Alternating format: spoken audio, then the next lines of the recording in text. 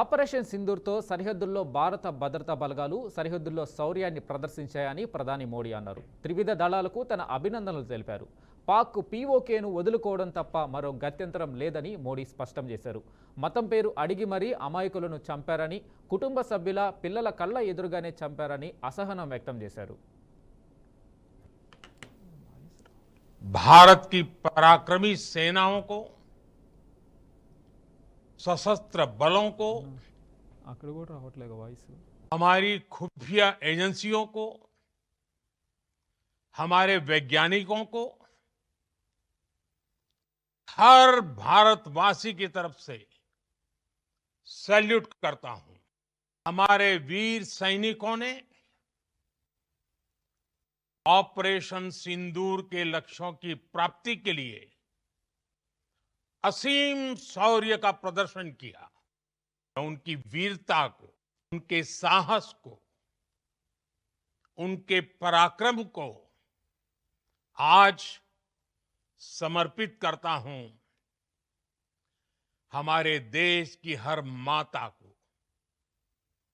देश की हर बहन को और देश की हर बेटी को ये पराक्रम समर्पित करता हूं।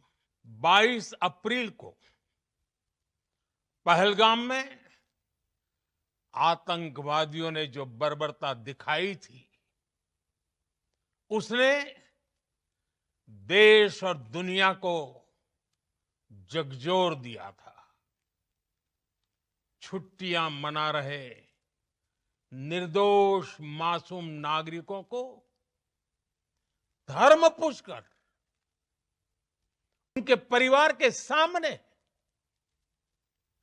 उनके बच्चों के सामने बेरहमी से मार डालना, यह आतंक का बहुत विभत्स चेहरा था, क्रूरता थी। ये देश के सद्भाव को तोड़ने की घिनौनी कोशिश भी थी। मेरे लिए व्यक्तिगत रूप से ये पीड़ा बहुत बड़ी थी।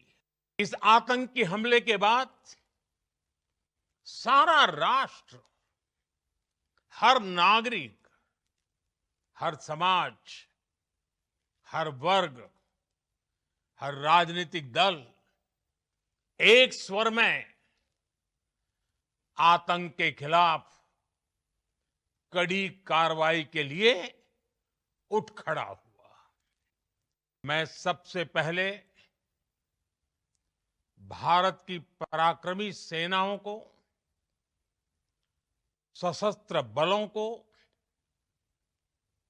हमारी खुफिया एजेंसियों को, हमारे वैज्ञानिकों को, हर भारतवासी आतंकवाद को खाद पानी दे रहे हैं, वो एक दिन पाकिस्तान को ही समाप्त कर देगा। पाकिस्तान को अगर बचना है तो उसे अपने टेरर इंफ्रास्ट्रक्चर का सफाया करना ही होगा। इसके अलावा शांति का कोई रास्ता नहीं है। भारत का मत एकदम स्पष्ट है। टेरर और टॉक एक साथ नहीं हो सकते। टेरर और ट्रेड एक साथ नहीं चल सकते। और पानी और खून भी एक साथ नहीं बह सकता। मैं आज विश्व समुदाय को भी कहूंगा, हमारी घोषित नीति रही है, अगर पाकिस्तान से बात होगी, न्यूक्लियर ब्लैकमेल की आड़ में पनप रहे आतंकी ठिकानों पर भारत सटीक और निर्णायक प्रहार करेगा। तीसरा, हम आतंक की सरपरस्त सरकार और आतंक के आकाओं को अलग अलग नहीं देखेंगे। ऑपरेशन सिंदूर के दौरान दुनिया ने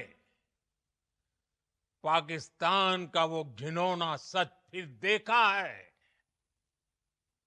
जब मारे गए आतंकियों को विदाई देने पाकिस्तानी सेना के बड़े बड़े अफसर उमड़ पड़े। स्टेट स्पॉन्सर्ड टेररिज्म का ये बहुत बड़ा सबूत है। हम भारत और अपने नागरिकों को किसी भी खतरे से बचाने के लिए लगातार निर्णायक कदम उठाते रहेंगे। युद्ध के मैदान पर हमने हर बार पाकिस्तान को धूल चटाई है और इस बार ऑपरेशन सिंदूर ने नया आयाम जोड़ा है। हमने रेगिस्तानों और पहाड़ों में अपनी क्षमता का शानदार प्रदर्शन किया और साथ ही न्यू एज वॉरफेयर में भी अपनी श्रेष्ठता सिद्ध की। इस ऑपरेशन के दौरान हमारे मेड इन इंडिया हथियारों की प्रामाणिकता सिद्ध हुई। आज दुनिया देख रही है 21वीं सदी के वॉरफेयर में made in India defence equipments, इसका समय आ चुका है। हर प्रकार के आतंकवाद के खिलाफ हम सभी का एकजुट रहना हम భారత్ పాకిస్తాన్ల మధ్య ఉద్రిక్తతలను తగ్గించేందుకు ఇరు దేశాల సైనిక కార్యకలాపాల డైరెక్టర్ జనరల్ చర్చలు ముగిశాయి. హాట్లైన్ ద్వారా జరిగిన ఈ చర్చల్లో భారత DGMO lieutenant general Rajiv Ghai, Pakistan DGMO major general Kashif Chaudhry పాల్గొన్నారు. కాల్పుల విరమణ, ఉద్రిక్తతల తగ్గింపు, పీఓకే తదితర అంశాలపై చర్చించారు. సుమారు గంట పాటు హాట్లైన్ ద్వారా చర్చలు జరిపారు.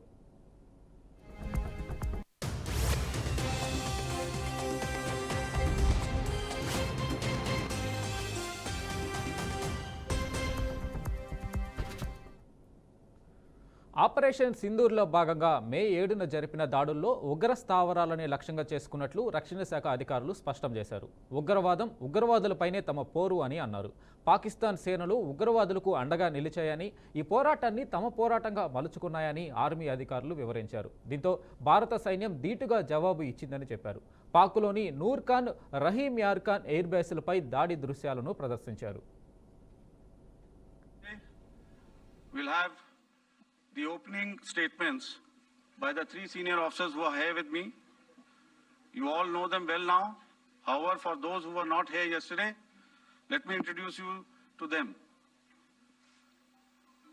In the middle, we have Air Marshal A.K. Bharti, Director General Air Operations, who will... While much has been said and written about the newer systems, I would like to place on record the performance and efficacy demonstrated by even the older battle-proven AD systems like the Pechora, the Osa AK and the LLAD guns in countering the Pakistani threat vectors in the current operations. They were all modern generations, but these battle-proven systems stood the test of time and took them on head-on. Another highlight has been the stellar performance of the indigenous air defense weapon system like the Akash system. Here, ladies and gentlemen, I would like to mention that putting together an operationalization of this potent AD environment has been possible over the last decade due to unwavering budgetary and policy support. England और Australia के बीच में आज शायद cricket की बात भी करनी चाहिए, क्योंकि मैं देख रहा था कि विराट कोहली ने टेस्ट क्रिकेट से रिटायरमेंट ले ली। कई भारतीयों की तरह वो मेरे भी फेवरेट क्रिकेटर हैं। तो 70 के दशक में ऑस्ट्रेलिया और इंग्लैंड की फेमस एशेज सीरीज चल रही थी और उस समय ऑस्ट्रेलिया के दो बहुत तेज गेंदबाज, जो कि क्रिकेट हिस्ट्री में बड़ा उनका नाम है, जेफ थॉमसन और डेनिस लिली, उन्होंने अंग्रेजी बैट्समैन और उनकी बैटिंग लाइनअप को तहस नहस कर दिया था। और ऑस्ट्रेलियंस ने उस समय एक कहावत निकाली थी, that from ashes to ashes and from dust to dust, if Thomo don't get here, then Lily surely must.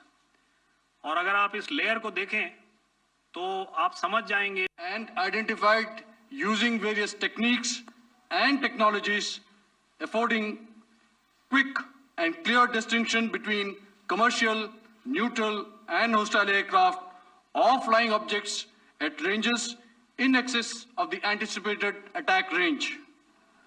The Carrier Battle Group, with its integral air wing, provides the first layer of this layered mechanism. Adequately equipped and trained to high degree of proficiency, our pilots are able to operate both by day and night.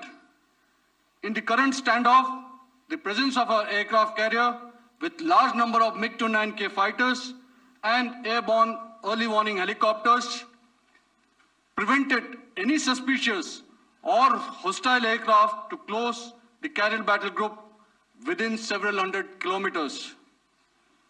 अगर मैं सरल शब्दों में बोलूं तो कोई भी संदिग्ध और दुश्मन के हवाई जहाज को कैरल बैटल ग्रुप के कई सौ किलोमीटर पास आने का मौका नहीं दिया। Over the past few years, and most importantly, immediately after the cowardly incident by Pakistani-sponsored terrorist attack at Pahalgam, we had validated our anti-missile and anti-aircraft defense capability in a complex threat environment using cross-platform cooperative mechanism. Our powerful carrier battle group Bharat Pak కాల్పుల విరమణ నేపథ్యంలో America అధ్యక్షుడు Donald Trump కీలక వ్యాఖ్యలు చేశారు. భారత్ పాక్ మధ్య అణుయుద్ధాన్ని ఆపడంలో కీలక పాత్ర పోషించామని తెలిపారు. అణుయుద్ధం జరిగి ఉంటే రెండు దేశాలు చాలా నష్టపోయేవని, అణుయుద్ధంలో లక్షలాది మంది ప్రాణాలు కోల్పోయేవని స్పష్టం చేశారు. రెండు దేశాలతో వాణిజ్యం మరింత బలోపేతం చేసేందుకు అమెరికా సిద్ధంగా ఉందని తెలిపారు. దీనికి సంబంధించి భారత్తో చర్చలు జరుపుతున్నామని, పాకిస్తాన్తో త్వరలో చర్చిస్తామని అన్నారు. కాల్పుల విరమణకు భారత్ పాక్ను ఒప్పించామని ట్రంప్ స్పష్టం చేశారు. Again, let me say a few words about the historic events that took place over the last few days. On Saturday, my administration helped broker a full and immediate ceasefire, I think a permanent one, between India and Pakistan, ending a dangerous conflict of two nations with lots of nuclear weapons. And they were going at it hot and heavy, and it was seemingly not going to stop.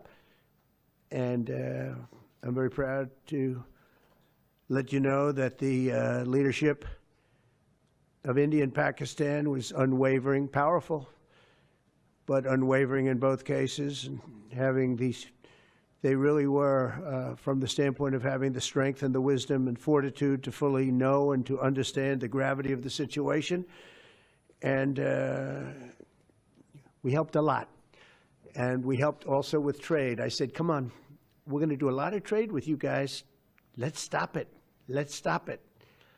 If you stop it, we're doing trade. If you don't stop it, we're not. Hyderabad నానక్రామ్గూడలో Sonata software కొత్త క్యాంపస్ను CM Revanth Reddy ప్రారంభించారు. అన్ని రంగాల్లో హైదరాబాద్ దూసుకుపోతుందని, హైదరాబాద్కు brand అంబాసిడర్లుగా మారాలని, మన విజయాలను ప్రపంచానికి చూపాలన్నారు. నిరుద్యోగులకు తమ ప్రభుత్వం అనేక ఉపాధి అవకాశాలు కల్పించిందని చెప్పారు. హైదరాబాద్లో సాఫ్ట్వేర్, లైఫ్ సైన్సెస్తో పాటు ఇంకా అనేక రంగాల్లో గ్లోబల్ క్యాపబిలిటీ సెంటర్కు హబ్గా మారిందన్నారు.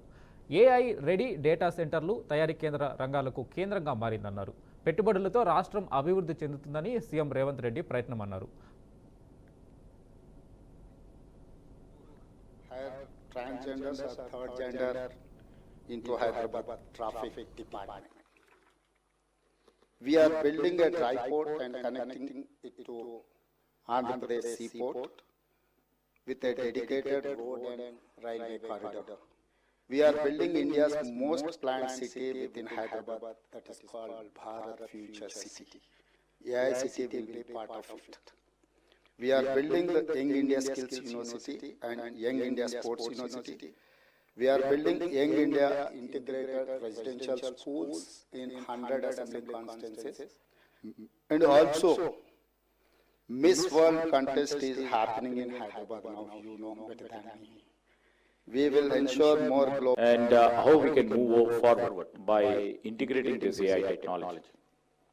So here the point has come, and for that to make further improvements and developments and to make our Telangana as a leader, we have come up with a building AI city, and this is a concept made by our Chief Minister, Mr. Revanth Reddy Garu, to build up a AI city where we house R&D, innovation, and also startups, and many companies like you, wherein the Microsoft have already put forward their interest to come up with their office over there in the new exclusive AI city. And we are also coming, in the month of June or July, we are coming up with a AI university.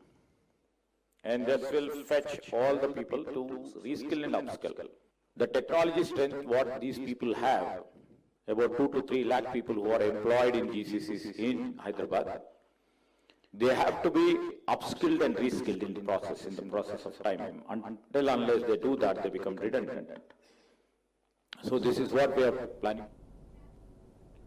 తెలంగాణలో Congress BJP నేతల మధ్య మాటల యుద్ధం నడుస్తుంది. CM రేవంత్పై Etela చేసిన వ్యాఖ్యలకు TPCC chief Mahesh Kumar Goud counter ఇచ్చారు. BJP president పదవి దక్కలేదన్న ఆక్రోశంలో ఈటల రాజేందర్ కాంగ్రెస్పై ఇష్టారీతిన మాట్లాడుతున్నారని ఆగ్రహం వ్యక్తం చేశారు. సీఎం రేవంత్ రెడ్డిపై ఇష్టానుసారంగా మాట్లాడితే కాంగ్రెస్ కార్యకర్తలు ఊరుకోరని ఈటలకి వార్నింగ్ ఇచ్చారు.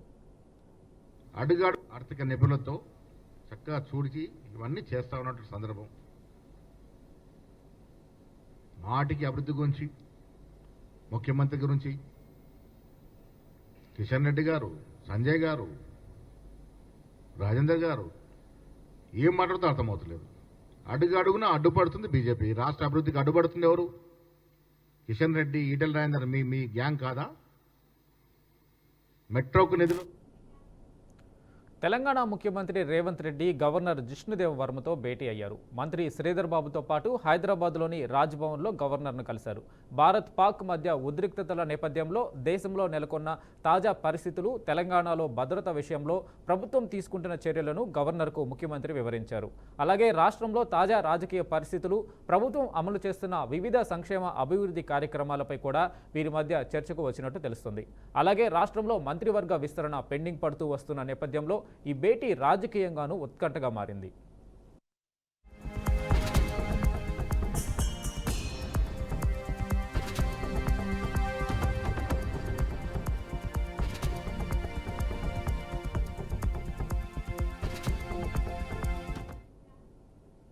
మిస్ వరల్డ్ పోటీలలో పాల్గొనబోయే అందగత్తెలు ఈరోజు బుద్ధవనాన్ని సందర్శించారు. ప్రపంచంలోని వివిధ దేశాలకు చెందిన 22 మంది సుందరీమణులు నాగార్జున సాగర్లోని బుద్ధవనంలో పర్యటించారు. కాగా వీరికి జానపద, గిరిజన నృత్యాలతో వందల సంఖ్యలో కళాకారులు ఘనంగా స్వాగతం పలికారు. బుద్ధవనంలో ఉన్న బౌద్ధ విగ్రహం వద్ద ధ్యానం వంటి వివిధ కార్యక్రమాల్లో పాల్గొన్నారు. నేడు బుద్ధ పూర్ణిమను పురస్కరించుకొని ప్రపంచ సుందరీమణులు బౌద్ధవనాన్ని సందర్శించి ఆధ్యాత్మిక కార్యక్రమాల్లో పాల్గొన్నారు.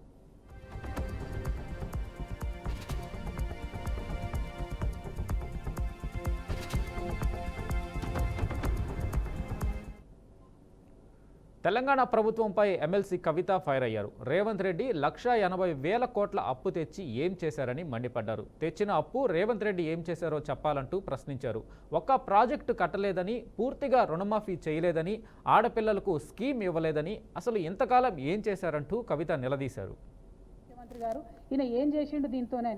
ఒక ప్రాజెక్టు కట్టలేదు, పూర్తిగా రైతు భరోసా ఇయ్యలేదు, పూర్తిగా రైతు బీమా ఇయ్యలేదు, పూర్తిగా రుణమాఫీ చేయలేదు, ఒక పెన్షన్ పెంచలేదు, తులం బంగారం ఇవ్వలేదు, మహాలక్ష్మి పథకం పెట్టలేదు, ఆడపిల్లలకు స్కీమ్ ఇవ్వలేదు, ఏమి ఇవ్వలేదు. కానీ తెచ్చిన 1,80,000 కోట్లు మాత్రం ఆరత కర్పూరం కరిగిపోయినట్టు కరిగిపోయినాయి. లెక్కలు బాగా తీస్తే తెలిసింది ఏంటంటే కేవలం 80,000 కోట్లు మాత్రమే ఇదివరకు చేసిన. తెలంగాణ ప్రభుత్వం మరో కీలక నిర్ణయం తీసుకుంది. తెలంగాణ సమాచార శాఖలో 4 కమిషనర్లను నియమిస్తూ ఉత్తర్వులు విడుదల చేసింది. పివి శ్రీనివాసరావు, బోరెడ్డి అయోధ్యారెడ్డి, మొహసిన్ ఫర్వీన్, దేశాల భూపాల్లను కమిషనర్లుగా నియమిస్తూ రాష్ట్ర సిఎస్ రామకృష్ణారావు ఆదేశాలు జారీ చేశారు. కాగా ఇదివరకే సమాచార శాఖ ప్రధాన కమిషనర్గా జి చంద్రశేఖర్ రెడ్డిని రాష్ట్ర ప్రభుత్వం నియమించింది.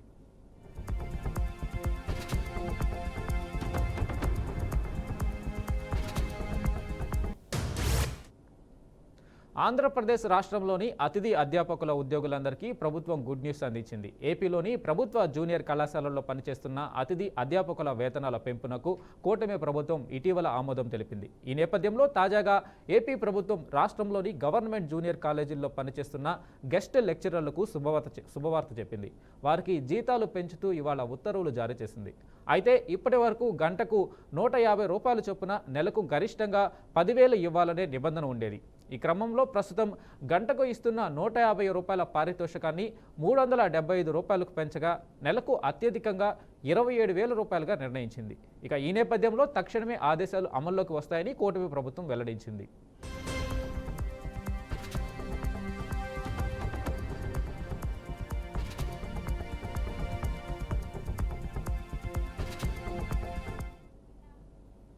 విజయవాడ జలవనరుల క్యాంపు కార్యాలయంలో మంత్రి నిమ్మల రామానాయుడు రాష్ట్ర వ్యాప్తంగా ఉన్న సీఈఓలు, ఎస్సీలతో టెలికాన్ఫరెన్స్ నిర్వహించారు. ఈ కాన్ఫరెన్స్కి irrigation chief secretary Sai Prasad, కడా కమిషనర్ రామ్ సుందర్ రెడ్డి, ఈఎన్సీ వెంకటేశ్వరరావు హాజరయ్యారు.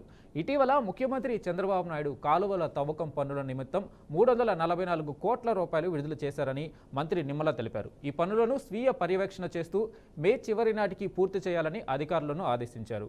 అన్ని అత్యవసర పనులు నాణ్యతతో చేయాలని సూచించారు. గొర్రపడెక్క, తూటికాడ వంటి వాటి తొలగింపు కోసం మందుల పిచికారీకి డ్రోన్లు సైతం వినియోగించుకోవాలని మంత్రి తెలిపారు.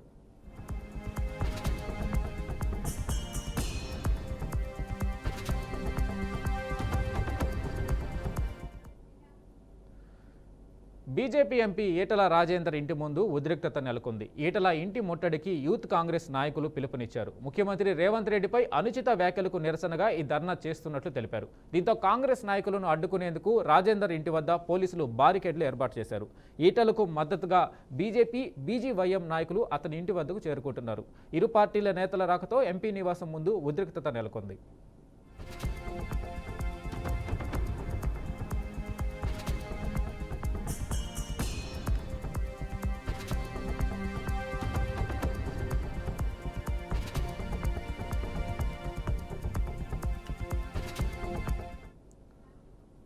రాష్ట్రంలో ఎండలు దంచుకొడుతున్నాయి. ఉదయాన్నే బాణుడు ఉగ్ర రూపం దాల్చుతున్నాడు. ఈ క్రమంలో రోజురోజుకు రికార్డు స్థాయిలో ఉష్ణోగ్రతలు నమోదవుతున్నాయి. దీంతో ప్రజలు అల్లాడిపోతున్నారు. ఓవైపు మండుతున్న ఎండలు, మరోవైపు తీవ్ర వడగాలులతో జనం ఉక్కిరిబిక్కిరవుతున్నారు. గత ఏడాదితో పోల్చితే ఈ ఏడాది మే నెలలో అధికంగా ఉష్ణోగ్రతలు నమోదవుతాయని ఏపీఎస్ డిఎంఏ వెల్లడించింది. ఈ తరుణంలో ఏపీలో 41 డిగ్రీల సెంటీగ్రేడ్ నుంచి 43.5 డిగ్రీల సెంటీగ్రేడ్ మధ్య ఉష్ణోగ్రతలు నమోదయ్యే అవకాశం ఉందని విపత్తుల నిర్వహణ సంస్థ ఎండీ రోణంకి కోర్మనాథ్ తెలిపారు. రానున్న 3 రోజుల్లో ఉష్ణోగ్రతలు మరింత పెరిగే అవకాశం ఉన్నందున రాష్ట్ర ప్రజలు అప్రమత్తంగా ఉండాలని, అవసరమైతే తప్ప బయటకు రావద్దని హెచ్చరించారు. విపత్తు నిర్వహణ సంస్థ తెలిపింది. ఏపీలోని పలు జిల్లాల్లో రికార్డు స్థాయిలో ఉష్ణోగ్రతలు నమోదైనట్లు తెలిపారు.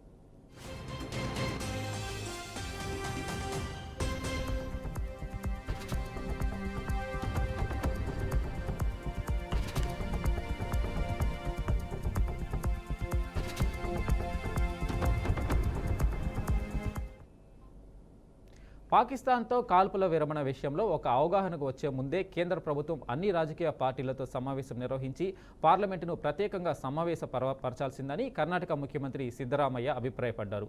ఉగ్రవాదులపై సైన్యం చేపట్టిన కార్యకలాపాల ఘనత పూర్తిగా సాయుధ బలగాలకే చెందుతుందని ఆయన స్పష్టం చేశారు.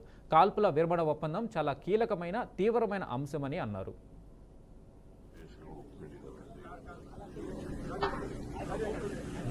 ಡಿಜಿಎಂಒಗಳು ಸಭೆ ನಡೀತದೆ. ಅಲ್ಲಿ ಏನ್ ತೀರ್ಮಾನ ಆಗುತ್ತೆ ನೋಡೋಣ. ಆಲ್ ಪಾರ್ಟಿ ಮೀಟಿಂಗು ಕರಿಬೇಕಾಗಿತ್ತು. ಬಿಫೋರ್ ದಿ ಶೀಟ್ ಪೈ ಮಾಡೋಕೆ ಆಲ್ ಪಾರ್ಟಿ ಮೀಟಿಂಗು ಕರಿಬೇಕು. ಜೊತೆಗೆ ಪಾರ್ಲಿಮೆಂಟ್ನು ಕೂಡ ಕರಿಬೇಕು.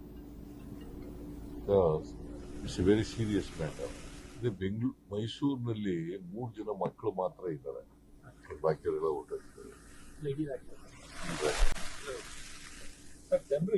3 ಮಕ್ಕಳು 6 ವರ್ಷದೊಳಗಡೆ ಇರ್ತಕ್ಕಂಥ 3 ಮಕ್ಕಳು. ಅದು ಏನಾಗಿದೆ ಅಂತಂದ್ರೆ 71 ಈಗಾಗಲೇ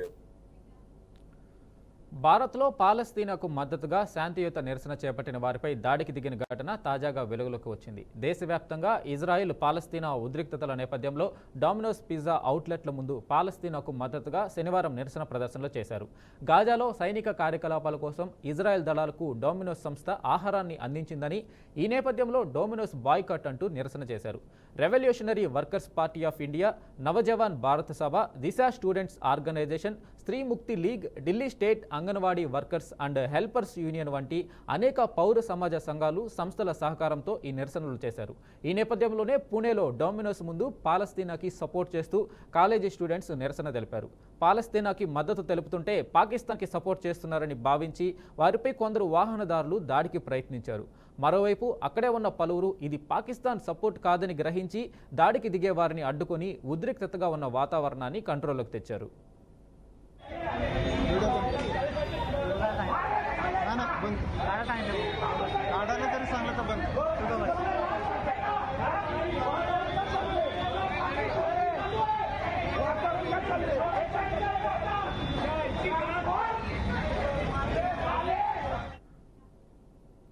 దాయాది పాకిస్తాన్తో ఉద్రిక్తతల వేళ దేశంలో వరుస బాంబు బెదిరింపులు ఆందోళన కలిగిస్తున్నాయి. పలు విమానాలను, ఎయిర్పోర్టులను, క్రికెట్ స్టేడియాలను పేల్చివేస్తామంటూ గుర్తు తెలియని వ్యక్తులు బెదిరింపులకు పాల్పడుతున్నారు.